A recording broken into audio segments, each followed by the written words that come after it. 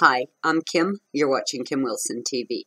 My channel is dedicated to helping victims of narcissistic abuse get free and stay free. When I first started to explore narcissism and started the channel and realized that there were other people that had experienced the same thing as I had, I was absolutely shocked and horrified. It's amazing, actually, after a year with the channel, how desensitized I've become to this shit. And I want to talk about that today. When I started the channel, of course, it was my intention to find one other person on the planet that had experienced what I had experienced, who had seen it, who had heard it, who had felt it. My son had said to me, in fact, "Don't bother, Mom. This isn't a thing. You're not going to find someone." Wow, was he wrong? And I'll tell you, we have a little chat about that every now and then. But there is almost an effect of desensitization that kind of comes with this.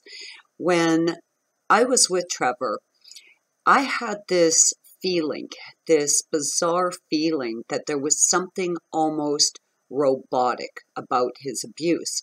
I couldn't put my finger on it because, of course, I knew nothing about narcissism, but I did have a feeling that the abuse was not customized. It wasn't specific to me. It felt very generic. And I often said to him, you know, if you're going to be so abusive, why don't you customize it a little, because this is feeling really generic.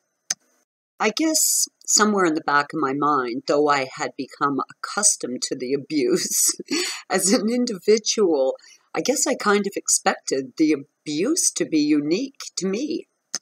As our family has grown, as we've shared our stories and experiences and heartbreak with each other, I've really come to recognize that they're all playing out of one playbook, one agenda, one hive mind that links them all.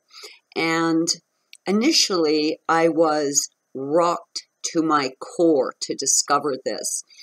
Over the last year, I guess it's given me such a feeling of unity with you guys, such a sense of family, such a sense of camaraderie. It's really quite amazing.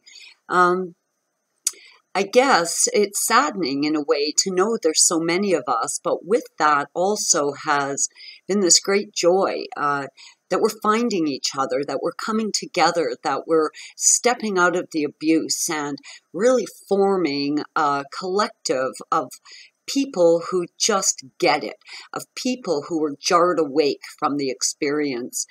And wow, what a group. I mean, what an incredible group of truly enlightened, critically thinking people.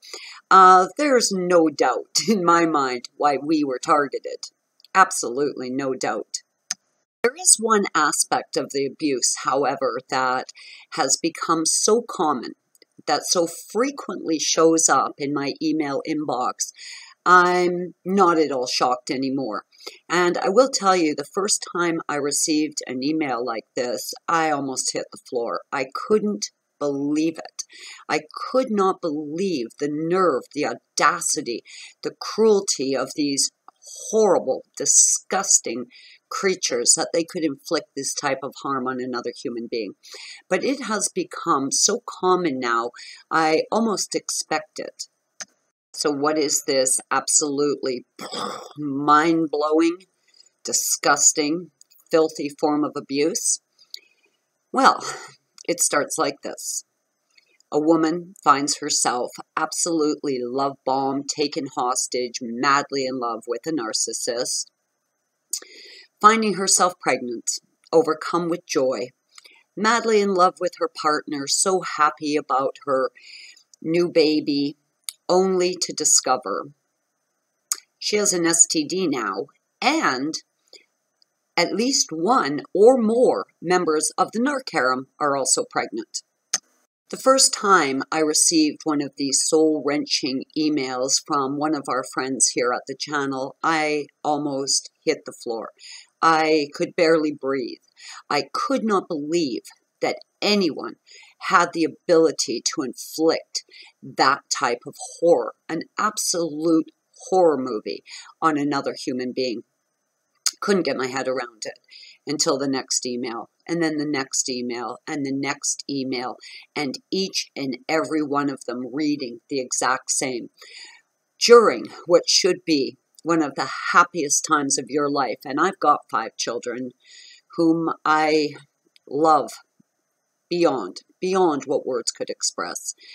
So when I hear of someone in what should be the safest, most peaceful, most wonderful time of their life being absolutely terrorized to the point that they're now feeling like they're trapped in a never-ending, looping episode of the horror movie Saw.